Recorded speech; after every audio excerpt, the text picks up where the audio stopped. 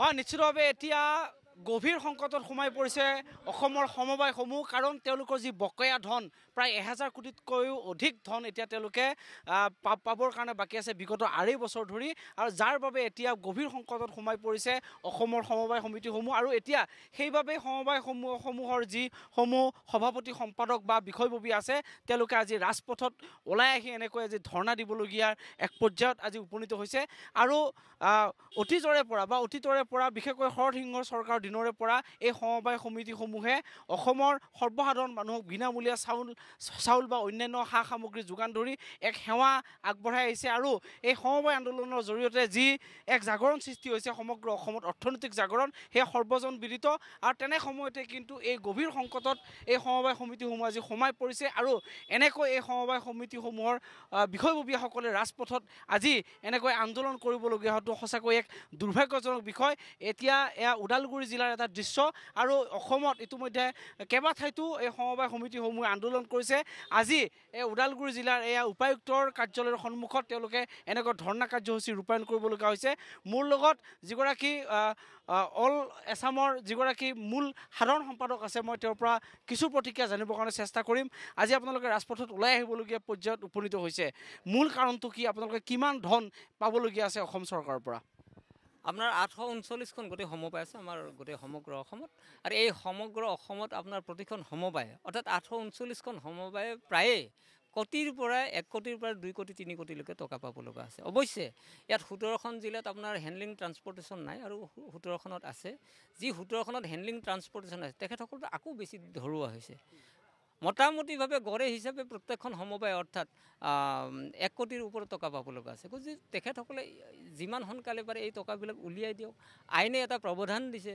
আইনে আপোনাৰ তাত নিৰ্দিষ্ট কৰি দিছে যে প্ৰত্যেকটো বৰ্ষৰ আগতে তেখেতসকলে এলোকেশ্যন দিব লাগে টকাবিলাক নিৰ্ধাৰিত ব্যৱস্থাত উলিয়াই দিব লাগে তাৰপিছত আমি সমবায়বিলাকে আজি 2 বছৰতকৈ বেছি দিন পোৱা নাই এইটো দুখজনকহে নহয় এইটো বৰ চিন্তনীয় বিষয় আৰু এনেকুৱা হ'লে আজি আপোনাৰ 2 কোটি 51 লাখ মানুহৰ প্ৰত্যক্ষভাৱে আপোনাৰ এই NFSA সামগ্ৰী বা PMGKAY বুট দাইল ইত্যাদিৰ পৰা প্ৰত্যক্ষভাৱে আপোনাৰ সহায় পাই আছে ইয়াৰ লগতে আপোনাৰ আমি MDM অৰ্থাৎ মধ্যাহ্ন ভোজন সামগ্ৰীসমূহো দিওঁ এতিয়া সম্প্ৰতি আপোনাৰ 2-3 মাহ হ'ল আপোনাৰ অংগনৱাড়ী কেন্দ্ৰসমূহৰ সামগ্ৰীসমূহো দিয়ে আমাৰ যোগেদি আমি সেইবোৰ অতি মানে বিশ্বাসযোগ্যতাৰে আমি বিতৰণ কৰি আছোঁ এই সমবায়সমূহে গতিকে আমাৰ যিখিনি পাবলগীয়া সেইবিলাকে হেণ্ডলিং ট্ৰান্সপৰ্ট পৰিবহণ ব্যয়েই হওক নহ'লে বা কমিশ্যনেই হওক সেইবিলাক তেখেতসকল মুকলি কৰি দিয়ক মই পুনৰবাৰ কৈছোঁ অসমৰ মুখ্যমন্ত্ৰী মহোদয় মাননীয় শ্ৰীযুত হিমন্ত বিশ্ব ডাঙৰীয়াই ইচ্ছা কৰিলে এই ব্যৱস্থাবিলাক মাথোন এদিনতে সমাধান কৰিব পাৰে কিন্তু আমি এটা ভয় কৰিছোঁ যেন তেখেতসকলে যিকোনো কাৰণতে বা যিকোনো হাইডেন এজেণ্ডাৰ বাবে তেখেতসকলে আমাক পইচাসমূহ মুকলি কৰি দিয়ে নাই আৰু যোগান বিভাগৰ যিজন মন্ত্ৰী আছে তেখেততো এইবিলাকত কোনো মাতেই মতা নাই গতিকে আমি পুনৰবাৰ তেখেতসকলক আমি কৰজোৰে আহ্বান কৰিছোঁ চৰকাৰখনে আচলতে সমবায় সমিতিসমূহ বিলুপ্তিকৰণৰ এটা প্ৰক্ৰিয়া আৰম্ভ কৰিছে নেকি ব্যক্তিগত খণ্ডলৈকে ইয়াক হস্তক্ষেপ কৰি আওপকীয়াকৈ যিটো ৰাজহুৱা খণ্ডৰ এই সম্পত্তিখিনি বিলুপ্তিকৰণৰ এটা প্ৰক্ৰিয়া বুলি ভাবে নেকি ভয়তো সেইটোৱে লাগে আপোনাৰ আমাৰ 2013 যি NFSA national food security act তাত লিখা আছিল যে হেণ্ডলিং ট্ৰান্সপৰ্টেশ্যন দিব পাৰিব কিন্তু তাত আপোনাৰ লাইচেঞ্চিং অথৰিটি নোহোৱাকৈ হেণ্ডলিং ট্ৰান্সপৰ্টেশ্যন দিব নোৱাৰে যেনে মই কৈছোঁ যে 17খন জিলাত যে আপোনাৰ হেণ্ডলিং ট্ৰান্সপৰ্টেশ্যন দিয়ে অৰ্থাৎ মধ্যভোগী ঠিকাদাৰ দিছে তেখেতক লাইচেঞ্চিং অথৰিটি নহয় আমিহে লাইচেঞ্চিং অথৰিটি আমাৰ সমবায়বিলাকে আৰু কৰিব লাগিব এণ্ডৰ্ছমেণ্ট কৰিব লাগিব সামগ্ৰী আনিব লাগিব আমি মধ্যৱৰ্তী গডাউনত ৰাখিব লাগিব তাৰপিছত বিতৰণ কৰিব লাগিব তেতিয়াহ'লে তাৰ মাজতে আকৌ ঠিকাদাৰ কিয় লাগে সিদিনা আপোনাৰ 13 জুলাই 2021 তাৰিখে অসম চৰকাৰৰ আৰু এখন আপোনাৰ নিৰ্দেশনা দিছে যে তাৰ দ্বাৰা দিয়া হৈছে যে 17খন জিলাত যে নাছিল 17খন জিলাত যে আপোনাৰ মধ্যভোগী ঠিকাদাৰ নাছিল আকৌ সেইকেইখনতো দিব লাগে আপুনি কোৱাৰ লেখি আমাৰ ভয় হয় যে আজি ভাৰতবৰ্ষৰ যেনেধৰণে ব্যক্তিগতকৰণ বা পুঁজিপতিসকলক এই ৰাজহুৱা ব্যৱস্থাবোৰ গতাই দিছে আমাৰ সমবায়বিলাকো অতি শীঘ্ৰে দিব নহ'লে তেখেতসকলে আইনৰ নীতি আইনৰ ক্লজ ভংগ কৰি আজিলৈকে 2 বছৰতকৈ বেছি দিন কিয় টকা দিয়া নাই এতিয়া আপোনালোকে কি ব্যৱস্থা গ্ৰহণ কৰিম বুলি ভাবিছে চাওক আমি আপোনালোকৰ জৰিয়তে অসম চৰকাৰক নিবেদন জনাইছোঁ আমি অসম চৰকাৰৰ কোনো কামৰ বিপৰীতে যোৱা নাই আমি তেখেতসকলৰ পৰা জোৰ জবৰদস্তি আমি নাপাবলগীয়াখিনিও দাবী কৰা নাই। আমি যিখিনি প্ৰাপ্য টকা পাওঁ সেইখিনি আমাক দিব লাগে। গতিকে তেখেতসকলে এই কথাখিনি দিওঁ বুলি কওঁতে কোনো কেবিনেট বহিব নালাগে, কোনো সিদ্ধান্ত ল'ব নালাগে। তাৰ সংশ্লিষ্ট যি বিভাগীয় মন্ত্ৰী ৰঞ্জিত দাস ডাঙৰীয়া তেখেতসকলে অকলে বহি আমাক 1000 কোটি দিব পাৰে। হয়, নিশ্চিতভাৱে মই আৰু যিহেতুকে ওদালগুৰি জিলাৰ যি বিভিন্ন প্ৰান্তৰ সমবায় সমিতিসমূহৰ সভাপতি সম্পাদকসমূহ আছে, মোটামুটিভাৱে আচলতে কেনেকৈ এই সমবায় সমিতিসমূহ চলিছে বা কিমান ঋণৰ বোজা লৈ আছে, মই এই সমগ্ৰ কিছু কথা মই জানিবৰ কাৰণে চেষ্টা কৰিম। আৰু এটা বদনাম আছে যে তেওঁলোকে আচলতে চাউল চুৰি কৰে। এই বদনাম কিন্তু সদায় সমবায় সমিতিসমূহে কিন্তু ৰাইজৰ আগত আচলতে লৈ আছে। কিন্তু প্ৰকৃতাৰ্থত সমবায় সমিতিসমূহ কেনেকৈ চলিছে আজি তাৰ সমগ্ৰ স্বৰূপটো কিন্তু এই সভাপতি সম্পাদকসমূহে আজি উদঙাই দিছে। কাৰণ এতিয়া 1000 কোটিতকৈ অধিক টকা তেওঁলোকে পাবলৈ আছে।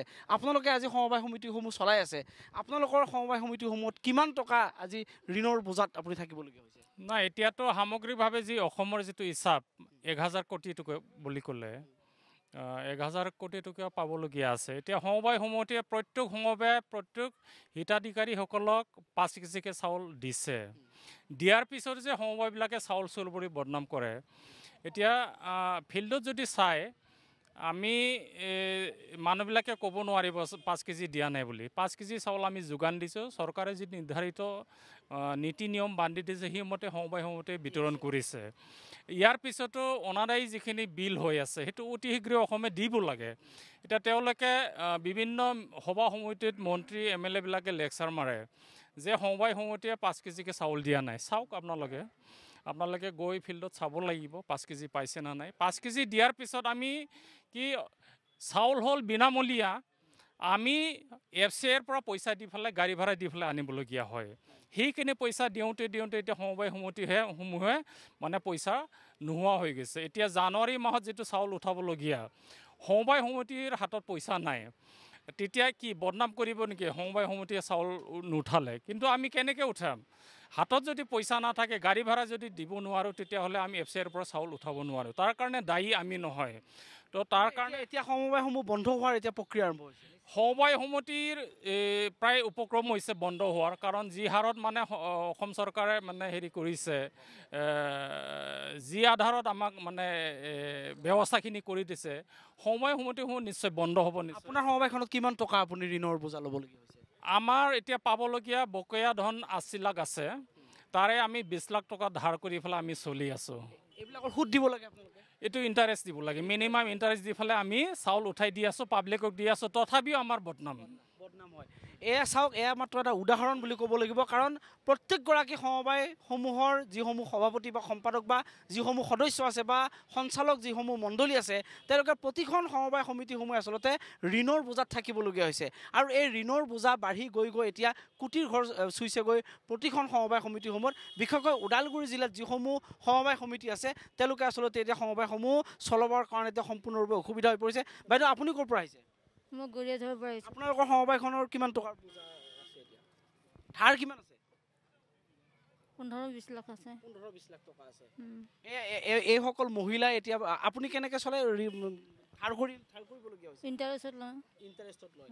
এই সকলোৱে ইণ্টাৰেষ্টত লয়। আৰু আচলতে চৰকাৰখনে, বিশেষকৈ অসমৰ মুখ্যমন্ত্ৰী হিমন্ত বিশ্ব শৰ্মা ডাঙৰীয়াই সজোৰে বা সদম্বে ঘোষণা কৰি আহিছে যে সমবায় সমিতিসমূহক লেকাম লগোৱা হ'ব। তেওঁলোকে দুৰ্নীতিত লিপ্ত হয়, তেওঁলোকক চাউল চুৰি বুলি আখ্যা দিয়ে বিভিন্ন সময়ত। কিন্তু তেওঁলোক আচলতে প্ৰকৃতাৰ্থত কেনেকৈ চলিছে এই কথা কিন্তু উমান ল'বৰ কাৰণে চৰকাৰখনৰ আহৰি নাই।